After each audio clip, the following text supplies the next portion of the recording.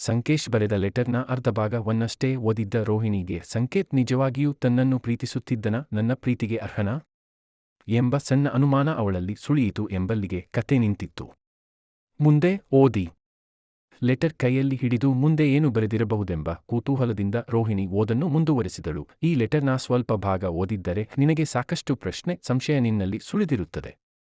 ತಾಳ್ಮೆಯಿಂದ ಮುಂದೆ ಓದಿದರೆ ನಿನಗೆ ಅರ್ಥವಾಗುತ್ತದೆ ಎಂದಿತ್ತು.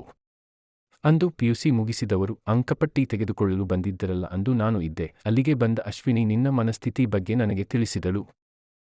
ನಾನು ಕೂಡ ನಿನ್ನನ್ನು ಪ್ರೀತಿಸುತ್ತಿರುವ ವಿಷಯ ಅವಳಿಗೆ ತಿಳಿಸಿ, ಇಬ್ಬರ ಓದು ಮುಗಿಯುವ ತನಕ ಈ ವಿಷಯ ರೋಹಿಣಿಗೆ ಗೊತ್ತಾಗುವುದೂ ಬೇಡ. ಇಬ್ಬರ ಭವಿಷ್ಯದ ಹಿತದೃಷ್ಟಿಯಿಂದ ಈ ನಿರ್ಧಾರ. ಹಾಗೇನಾದರೂ ನೀನು ಅವಳಿಗೆ ವಿಷಯ ತಿಳಿಸಿದರೆ ನಿನ್ನೊಂದಿಗೆ ಫ್ರೆಂಡ್ ಕಫ್ ಕಡಿದುಕೊಳ್ಳಬೇಕಾಗುವುದೆಂದು ತಿಳಿಸಿದ್ದೆ. ನನ್ನ ಓದು ಮುಗಿದ ಮೇಲೆ ನಾನೇ ಬಂದು ಅವಳನ್ನು ಭೇಟಿ ಮಾಡುತ್ತೇನೆ. ಅಲ್ಲಿಯವರೆಗೂ ನನ್ನ ವಿಳಾಸವಾಗಲಿ ಫೋನ್ ನಂಬರ್ ಆಗಲಿ ಯಾರಿಗೂ ಕೊಡಬಾರದೆಂದು ತಿಳಿಸಿದ್ದೆ. ಹಾಗೆಯೇ ರೋಹಿಣಿಗೇನಾದರೂ ತೊಂದರೆಯಾದರೂ ತಿಳಿಸಬೇಕೆಂದು ಹೇಳಿದ್ದೆ. ಪಾಪ ಅವಳು ಇಷ್ಟೂ ದಿನ ಈ ವಿಷಯ ಯಾರಿಗೂ ಹೇಳಿರಲಿಲ್ಲ. ಅವಳ ಮೂಲಕ ನಿನ್ನ ಪ್ರತಿಯೊಂದು ವಿಷಯವೂ ನನಗೆ ತಿಳಿಯುತ್ತಿತ್ತು. ನಿನ್ನ ಓದು ಮುಗಿದ ಮೇಲೆ ಮನೆಯಲ್ಲಿ ಮದುವೆ ಪ್ರಸ್ತಾಪವಾಗಿ ನೀನು ಬಂದ ಯಾವ ಹುಡುಗರನ್ನು ಒಪ್ಪುತ್ತಿಲ್ಲವೆಂಬ ವಿಷಯ ತಿಳಿದಾಗ ನಿನ್ನ ಮನಸ್ಸಿನಲ್ಲಿ ಈಗಲೂ ನಾನಿದ್ದೀನಿ ಎಂಬುದು ದೃಢವಾಗಿ ಇನ್ನೂ ನಿನ್ನನ್ನು ಕಾಯಿಸುವುದು ಬೇಡವೆಂದು ಅಶ್ವಿನಿಯ ಮೂಲಕ ನನ್ನ ಫೋನ್ ನಂಬರ್ ನಿನಗೆ ಸಿಗುವಂತೆ ಮಾಡಿದೆ. ಆದರೂ ನಿನ್ನಿಂದ ನನಗೆ ಒಂದು ಫೋನ್ ಕಾಲ್ ಕೂಡ ಇರಲಿಲ್ಲ. ನೀನು ಅಶ್ವಿನಿಗೂ ಕೂಡ ಫೋನ್ ಮಾಡಿಲ್ಲವೆಂದು, ನಿನಗೆ ಫೋನ್ ಮಾಡಿದರೆ ಅಸ್ತಿತ್ವ ಇಲ್ಲವೆಂದು ಹೇಳುತ್ತದೆ ಎಂದು ತಿಳಿಸಿದಳು. ಹಾಗಾಗಿ ನಿನ್ನೊಂದಿಗೆ ನಾನು ನೇರವಾಗಿ ಭೇಟಿಯಾಗಬೇಕೆಂದೇ ನಿರ್ಧರಿಸಿದ್ದೆ. ಅಷ್ಟರಲ್ಲಿ ನಿನ್ನಿಂದ ಫೋನ್ ಬಂತು. ನೀನು ಮಾತನಾಡಲು ತಡವರಿಸಿದ್ದು ನನಗೆ ಅದು ನಿನ್ನ ಧ್ವನಿ ಎಂಬುದು ಖಚಿತವಾಯಿತು. ಇಂದು ನಿನ್ನ ಹಾಗೂ ನನ್ನ ಜೀವನದ ಗುರಿ ಉದ್ದೇಶಗಳು ಈಡೇರಿವೆ. ಇಂದು ನಿಮ್ಮ ತಂದೆಯ ಮುಂದೆ ನಿಂತು ನಿಮ್ಮ ಮಗಳನ್ನು ನಾನು ಇಷ್ಟಪಟ್ಟಿದ್ದೇನೆ, ಅವಳನ್ನು ನನಗೆ ಮದುವೆ ಮಾಡಿಕೊಡಿ ಎಂದು ಕೇಳುವಷ್ಟು ಅರ್ಹತೆ ಗಳಿಸಿದ್ದೇನೆ. ಇಷ್ಟೆಲ್ಲ ಓದಿದ ಮೇಲೂ ನಿನಗೆ ನನ್ನ ಮೇಲೆ ನಂಬಿಕೆ ಬರದಿದ್ದರೆ ಅಶ್ವಿನಿಗೆ ಫೋನ್ ಮಾಡಿ ಕೇಳು.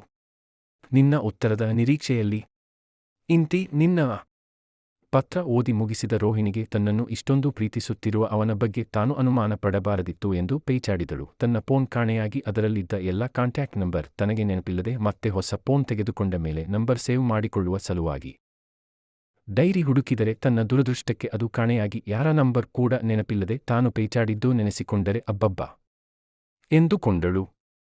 ಆ ವೇಳೆಗೆ ಅವಳ ತಾಯಿ ಗಂಟೆ 9 ಆಯಿತು. ರೋಹಿಣಿ ಊಟಕ್ಕೆ ಬಾ ಎಂದರು. ಈಗಲೇ ಬಂದೆ ಅಮ್ಮ ಎಂದು ಕೆಳಗೆ ಬಂದಳು. ಸಂಕೇತ್ ಮನೆಗೆ ಬಂದು ಹೋದ ಮೇಲೆ ಶ್ಯಾಮರಾಯರು ರೋಹಿಣಿಯನ್ನು ಸೂಕ್ಷ್ಮವಾಗಿ ಗಮನಿಸುತ್ತಿದ್ದರು. ಕಳೆದು ಹೋದ ಬೆಲೆ ಬಾಳುವ ವಸ್ತುವೊಂದು ಮತ್ತೆ ಸಿಕ್ಕ ಸಂತೋಷ ಅವಳ ಮುಖದಲ್ಲಿತ್ತು. ಅವರು ಮೊದಲೇ ನಿರ್ಧರಿಸಿದಂತೆ ಮತ್ತೆ ಅವಳೊಂದಿಗೆ ಮದುವೆ ವಿಷಯ ಪ್ರಸ್ತಾಪಿಸಲು ಅವಳನ್ನು ಮಾತಿಗೆಳೆದರು. ಮಗು, ಈ ದಿನ ನಿನಗೆ ತುಂಬ ಸಂತೋಷವಾಗಿರಬೇಕಲ್ವಾ ಎಂದರು. ಅದಕ್ಕವಳು ಹೌದು ಅಪ್ಪ, ಇಷ್ಟು ವರ್ಷಗಳ ನಂತರ ನಾನ್ ಸಂಕೇತ್ ನೋಡಿದ್ದು ನಿಜಕ್ಕೂ ಈ ದಿನ ನನಗೆ ತುಂಬ ಸಂತೋಷವಾಯಿತು ಎಂದಳು. ಅದಕ್ಕವರ ತಂದೆ ಅವನ ಬಗ್ಗೆ ನಿನ್ನ ಅಭಿಪ್ರಾಯ?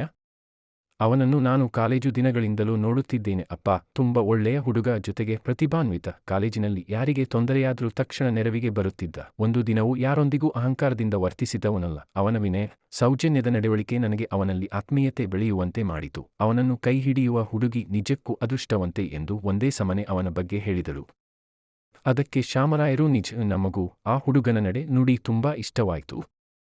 ಅವನು ಎಲ್ಲದರಲ್ಲೂ ನಿನಗೆ ಸರಿಸಮಾನಾಗಿದ್ದಾನೆ. ನೀನು ಮದುವೆಗೆ ಒಪ್ಪಿದರೆ ಮುಂದಿನ ತೀರ್ಮಾನ ತೆಗೆದುಕೊಳ್ಳುತ್ತೇವೆ ಎಂದರು. ಅಪ್ಪ, ಇಂದು ನಿಮ್ಮ ಹತ್ತಿರ ನೇರವಾಗಿ ಹೇಳುತ್ತೇನೆ. ನಾನು ಮತ್ತು ಸಂಕೇತ್ ಒಬ್ಬರನ್ನೊಬ್ಬರು ತುಂಬ ಇಷ್ಟಪಡುತ್ತಿದ್ದೇವೆ. ಈ ಮದುವೆಗೆ ನನ್ನ ಅಭ್ಯಂತರವಿಲ್ಲ ಎಂದಳು. ಶ್ಯಾಮರಾಯರಿಗೆ ಹಾಗೂ ಶಾರದಮ್ಮನವರಿಗೆ ಮಗಳ ಮಾತುಗಳನ್ನು ಕೇಳಿ ಸಂತೋಷವಾಯಿತು. ಅವಳು ಈಗಲಾದರೂ ಮದುವೆಗೆ ಒಪ್ಪಿದ್ದಳಲ್ಲ ಎಂದು ಸಮಾಧಾನವಾಯಿತು. ಸರಿ ಮಗು, ಈಗ ಸಾಕಷ್ಟು ಸಮಯವಾಗಿದೆ, ನೀನು ಹೋಗಿ ಮಲಗಿಕೋ ಎಂದರು. ರೋಹಿಣಿಗೂ ಅಪ್ಪ ಅಮ್ಮ ಇಷ್ಟು ಬೇಗ ಮದುವೆಗೆ ಒಪ್ಪಿದ್ದರಲ್ಲ ಎಂದು ಸಂತೋಷವಾಯಿತು. ರೂಮ್ಗೆ ಬಂದವಳು ತನ್ನ ಸಂತೋಷವನ್ನು ಸಂಕೇತ್ನೊಂದಿಗೆ ಹಂಚಿಕೊಳ್ಳಬೇಕೆನಿಸಿದರೂ ಅವನನ್ನು ಸ್ವಲ್ಪ ಸತಾಯಿಸಿ ಆಮೇಲೆ ವಿಷಯ ತಿಳಿಸೋಣ ಎಂದುಕೊಂಡಳು. ಅಷ್ಟರಲ್ಲಿ ಸಂಕೇತ್ಗಿಂದ ಫೋನ್ ಬಂತು. ರೋಹಿಣಿ, ನಿನ್ನಿಂದ ಫೋನ್ ಬರುತ್ತೆ ಅನ್ನೋ ನಿರೀಕ್ಷೆಯಲ್ಲಿದ್ದೆ, ಆದರೆ ನಿನ್ನಿಂದ ಉತ್ತರವಿಲ್ಲ, ಹಾಗಾಗಿ ನಾನೇ ಮಾಡಿದೆ. ನನ್ನ ಗಿಫ್ಟ್ ಹಾಗೂ ಕಾದಂಬರಿ ಇಷ್ಟ ಆಯ್ತಾ? ಈ ಕಡೆಯಿಂದ ಉತ್ತರವಿಲ್ಲ, ಯಾಕೆ? ಹಲೋ ರೋಹಿಣಿ, ಕೇಳಿಸ್ತಾ ಇದ್ಯಾ? ಸಂಕೇತ್ ಹೇಳು ಎಂದಳು. ಗಿಫ್ಟ್ ಇಷ್ಟ ಆಯ್ತಾ ಅಂತ ಕೇಳಿದ್ದು ಎಂದನು. ನೀ ಕೊಟ್ಟ ರಾಧಾಕೃಷ್ಣ ವಿಗ್ರಹ ನನಗೆ ತುಂಬ ಇಷ್ಟ ಆಯಿತು, ಹಾಗೆ ಕಾದಂಬರಿ ಕೂಡ ಎಂದಳು. ಅದಕ್ಕವನು ಮತ್ತೆ ಲೆಟರ್ ಸರಿಯಾದ ವಿಳಾಸಕ್ಕೆ ತಲುಪಿದೆ ಅಲ್ವಾ ಎಂದನು.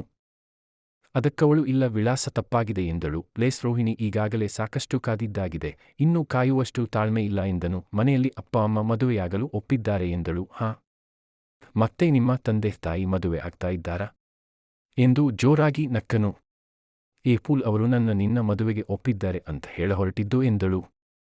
ಅಬ್ಬಾ, ಈಗ ವಿಷಯ ಸ್ಪಷ್ಟವಾಯ್ತು ಎಂತ ಸಿಹಿ ಸುದ್ದಿ ಹೇಳಿದೆ ರೋಹಿಣಿ.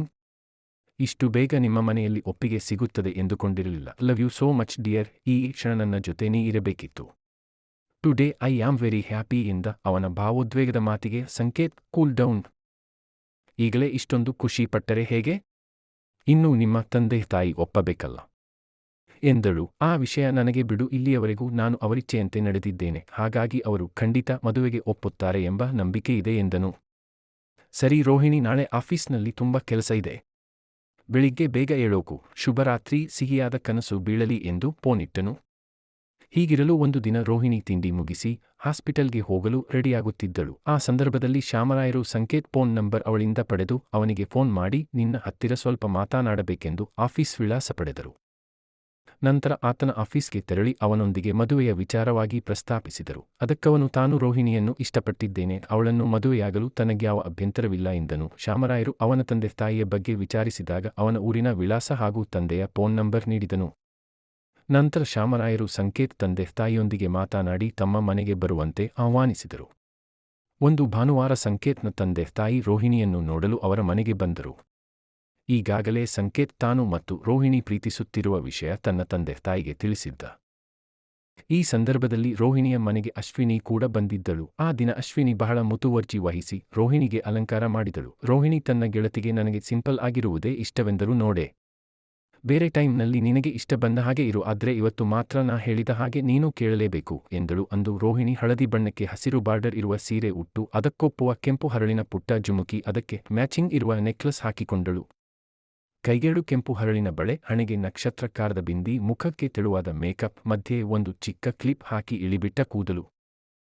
ಇನ್ನೂ ಹೆಚ್ಚಿಗೆ ಅಲಂಕಾರ ಮಾಡಿಸಿಕೊಳ್ಳಲು ಸಾಧ್ಯವಿಲ್ಲ ಎಂದು ತನ್ನ ಗೆಳತಿಗೆ ಹೇಳಿದಳು. ಆಯ್ತು ಕಣೆ, ನಾನಿನ್ನೂ ಒತ್ತಾಯ ಮಾಡಲ್ಲ, ತುಂಬ ಚೆನ್ನಾಗಿ ಕಾಯ್ತಾ ಇದ್ದೀಯ, ನನ್ನ ದೃಷ್ಟಿಯೇ ತಾಕುತ್ತೇ ಇರು ಎಂದು ತನ್ನ ಕಣ್ಣಿನ ಕೊನೆಯಿಂದ ಕಾಡಿಗೆ ತೆಗೆದು ಅವಳ ಕೆನ್ನೆಯ ಕೆಳಗೊಂದು ಸಣ್ಣ ಚುಕ್ಕಿ ಇಟ್ಟಳು. ಈಗ ನೋಡು, ಮೇಕಪ್ ಕಂಪ್ಲೀಟ್ ಆಯ್ತು, ಬಾ ಹೊರಗೆ ಹೋಗೋಣ, ಅವರೆಲ್ಲ ಬರೋ ಸಮಯ ಆಯ್ತು ಎಂದಳು ಅಶ್ವಿನಿ. ಸುಮಾರು 9 ಗಂಟೆಯ ಸಮಯಕ್ಕೆ ಸಂಕೇತ್ ಕುಟುಂಬದವರು ಕಾರಿನಲ್ಲಿ ಬಂದರು. ಒಳಗೆ ಬಂದು ಎಲ್ಲರೂ ಕುಳಿತ ಮೇಲೆ ಸಂಕೇತ್ ಎಲ್ಲರನ್ನ ಪರಿಚಯಿಸಿದ. ಇವರು ನನ್ನ ತಂದೆ ಹಾಗೂ ತಾಯಿ, ಈಕೆ ನನ್ನ ಅಕ್ಕ, ಇವರು ನಮ್ಮ ಭಾವ ಕಾಲೇಜಿನಲ್ಲಿ ಪ್ರೊಫೆಸರ್ ಆಗಿದ್ದಾರೆ. ಇವಳು ನನ್ನ ತಂಗಿ ಚಂದನ ಹಾಗೂ ಅವಳ ಪತಿ ಸುಹಾಸ್ ಇಂಜಿನಿಯರಿಂಗ್ ಕಾಲೇಜಿನಲ್ಲಿ ಹೆಚ್ಒಡಿ ಆಗಿದ್ದಾರೆ ಎಂದನು. ನನ್ನನ್ನು ಪರಿಚಯ ಮಾಡಿಸ್ತೇ ಇಲ್ಲ ಎಂದು 4 ವರ್ಷದ ಪುಟ್ಟ ಮಗುವೊಂದು ಸಂಕೇತ್ ಬಳಿ ಕೇಳಿತು. ಅದರ ಮಾತಿಗೆ ಎಲ್ಲರೂ ನಕ್ಕಾಗ ಇವಳು ನಮ್ಮೆಲ್ಲರ ಅಚ್ಚುಮೆಚ್ಚಿನ ಪುಟಾಣಿ, ಅಕ್ಕನ ಮಗಳು ಆದ್ಯ ಎಂದನು. ತುಂಬ ಚೆನ್ನಾಗಿದೆ, ನಿನ್ ಹೆಸರು ಹಾಗಂದ್ರೆ ಏನ್ ಪುಟ್ಟ, ಹೇಳಿಯಾ ಎಂದು ಶ್ಯಾಮರಾಯರು ಕೇಳಿದಾಗ ಆದ್ಯ ಅಂದರೆ ಮೊದಲು ಅಂತ ಎಂದಿತು. ನಿನ್ ಹೆಸರು ಏಳು ಚೆನ್ನಾಗಿದೆ ಪುಟ್ಟ, ತಗೋ ಎಂದು ಚಾಕೋಲೇಟ್ ಕೊಟ್ಟರು. ಅದು ಖುಷಿಯಿಂದ ಥ್ಯಾಂಕ್ಸ್ ಹೇಳಿತು. ನಂತರ ಸಂಕೇತ್ ತಾಯಿ ಒಂದು ತಟ್ಟೆಯಲ್ಲಿ ಹೂ ಹಣ್ಣು ಇಟ್ಟು ದೇವರ ಕೋಣೆಯಲ್ಲಿ ಅದನ್ನು ಇಟ್ಟು ಮದುವೆಯ ಕಾರ್ಯಗಳು ನಿರ್ವಿಘ್ನವಾಗಿ ನಡೆಯಲಿ ಎಂದು ಪ್ರಾರ್ಥಿಸಿದರು. ರೋಹಿಣಿ ಎಲ್ಲರಿಗೂ ತಿಂಡಿ ಕಾಫಿ ಕೊಟ್ಟು ಸತ್ಕರಿಸಿದಳು. ತಿಂಡಿ ಮುಗಿಸಿ ಎಲ್ಲರೂ ಲೋಕಾರೂಢಿ ಮಾತನಾಡುತ್ತಾ ಕುಳಿತರು. ನಂತರ ರೋಹಿಣಿಯನ್ನು ಮಾತನಾಡಿಸಿದ ಸಂಕೇತ್ ತಾಯಿ, ತುಂಬ ಲಕ್ಷಣವಾಗಿದ್ದೀಯಮ್ಮ, ನಿನ್ನಂಥ ಹುಡುಗಿಯನ್ನು ಹೆಂಡತಿಯಾಗಿ ಪಡೆಯಲು ನಮ್ಮ ಸಂಕೇತ್ ಅದೃಷ್ಟ ಮಾಡಿದ್ದೆ ಎಂದರು. ಶ್ಯಾಮರಾಯರು ಎಲ್ಲರನ್ನೂ ಉದ್ದೇಶಿಸಿ, ಹುಡುಗಿ ನಿಮಗೆ ಒಪ್ಪಿಗೆ ಆಗಿದ್ರೆ ಮದುವೆ ವಿಚಾರ ಮಾತನಾಡಬಹುದು ಎಂದು ಪೀಠಿಕೆ ಹಾಕಿದರು. ಸಂಕೇತ್ ತಂದೆ, ನಿಮ್ಮ ಹುಡುಗಿಯನ್ನು ನಮ್ಮ ಮನೆಯ ಸೊಸೆಯಾಗಿ ತಂದುಕೊಳ್ಳಲು ನಮಗೆ ಒಪ್ಪಿಗೆ ಇದೆ. ನೀವು ನಿಮ್ಮ ಹುಡುಗಿಯನ್ನು ಕರೆದುಕೊಂಡು ನಮ್ಮ ಮನೆಗೆ ಬನ್ನಿ, ಒಂದು ಒಳ್ಳೆ ದಿನ ನೋಡಿ ನಿಶ್ಚಿತಾರ್ಥ ಇಟ್ಟುಕೊಳ್ಳೋಣ ಎಂದರು. ಅವರ ಮಾತಿಗೆ ಎಲ್ಲರೂ ಒಪ್ಪಿದರು. ಏನಪ್ಪ ಸಂಕೇತ್, ನಿನ್ನ ಅಭಿಪ್ರಾಯ ಎಂದಾಗ ನನ್ನದೇನೋ ಅಭ್ಯಂತರವಿಲ್ಲ ಅಪ್ಪಾ ಎಂದನು. ನಂತರ ಎಲ್ಲರೂ ಹೊರಟರು. ರೋಹಿಣಿ ಅತ್ತೆ ನಾದಿನಿಯರಿಗೆ ಅರಿಶಿನ ಕುಂಕುಮ ಕೊಟ್ಟು ನಮಸ್ಕರಿಸಿದಳು. ಒಳ್ಳೆಯದಾಗಲಿ ಮಗಳೇ, ಆದಷ್ಟು ಬೇಗ ವಿವಾಹವಾಗಿ ನಮ್ಮನೆ ಸೊಸೆಯಾಗಿ ಬಾ ಎಂದು ಹಾರೈಸಿದರು.